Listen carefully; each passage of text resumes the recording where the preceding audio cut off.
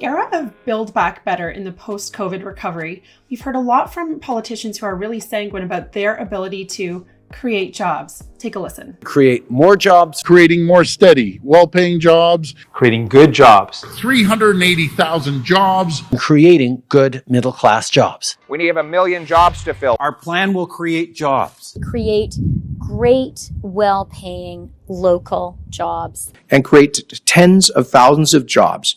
To invest in the jobs of the future. Our top priority is getting as many people back to work in good jobs. And to create jobs. We just heard from a variety of Canadian politicians from across the political spectrum, all saying that their government was able to create jobs by spending your money. This is Keynesian economic theory that if the government spends money during recessions or during down economic times, they can stimulate the economy by quote unquote creating jobs. Now, they claim to create jobs in two different ways. One is through creating jobs directly. That's if they create 1,000 jobs by hiring 1,000 teachers, for example. They also claim to create jobs indirectly. That's through infrastructure spending. These aren't direct employees, but it could create construction jobs, for example. So while politicians will claim that they're creating jobs either directly or indirectly, your argument is that on net, there's actually job losses. The key here is to really look at opportunity costs. So if they've taken all of that money out of the economy, they've spent that money to quote unquote create their jobs, how many jobs were lost because of the money that they've removed from the economy? The government can only get money in three main ways: taxation, by printing it, or by borrowing it. And all of these three things create unemployment. Consider taxation, either personal income tax or corporate income tax. Both of those things remove disposable income out of the pockets of either individuals or businesses. In the case of individuals, that means that they now have less money in their pocket to stimulate the economy on their own, to buy goods and services that would create jobs.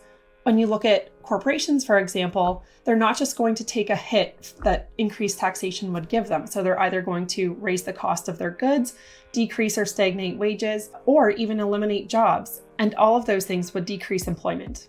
Yet politicians of all political stripes are still addicted to the ribbon-cutting announcement that they've created jobs or they've made investments. Because at first, the results are highly visible. If you've given 1,000 people money to work, then everybody can see that you've quote unquote created 1,000 jobs. But because the negative side effects of that are so widely dispersed across the economy, it's far more difficult to point out the opportunity costs. The reason why the government will always destroy more jobs than it creates by taking money out of the economy is because of this simple principle. Nobody spends somebody else's money as carefully as he spends his own. Because you've worked hard for your money, you want to spend it as wisely as possible and make sure you get the best return on your investment. But the politicians and bureaucrats spending your hard-earned tax dollars have different incentives. Perhaps re-election, so they want short-term positive news stories like ribbon cutting and quote-unquote job creation. Or in the bureaucrats' example, perhaps they just don't want their budget slashed next year, so they're incentivized to spend through the entire thing. So while politicians may claim to be investing, and you'll hear that word so often, economist Ricardo Caballero said that investing means trading the present for the future.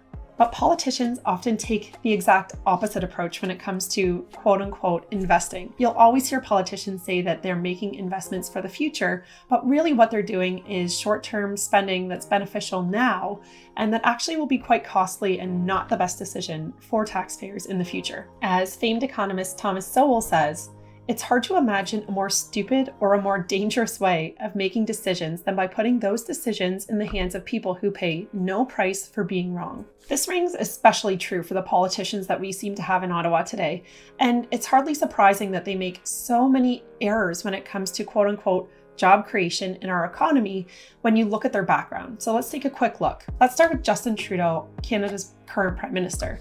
Take a listen to this clip of him from 2014. It was the year before he was elected Prime Minister in Canada. So in this economic climate, how committed to a balanced budget would you be right now? Would it worry you to go into deficit in this current climate to, as you say, put more people to work? The commitment needs to be a commitment to grow the economy, and the budget will balance itself. He honestly believes that government spending is the path to prosperity. That's terrifying. But when you look at his background, it's hardly surprising that he's so ill-informed about economics. He didn't have any formal training in economics. In fact, he didn't have any real business experience at all. He was a teacher for a few years before getting into politics. Next up, if you look at Federal Finance Minister and Deputy Prime Minister Chrystia Freeland, while her resume is very impressive as a journalist, she too lacks the business credentials that she could draw on to justify these grandiose claims she makes about her ability to create jobs in Canada. True North actually did some great reporting on this and found that more than half of Trudeau's cabinet have zero business experience. That said, Canada is a democracy, and while we don't vote for the specific roles of who gets to fill Prime Minister or the rest of cabinet, Canadians did elect a Liberal government led by Justin Trudeau, who clearly lacks very fundamental economics and business training or experience, and that shows when it comes to his abysmal track record on his promises to quote-unquote create jobs.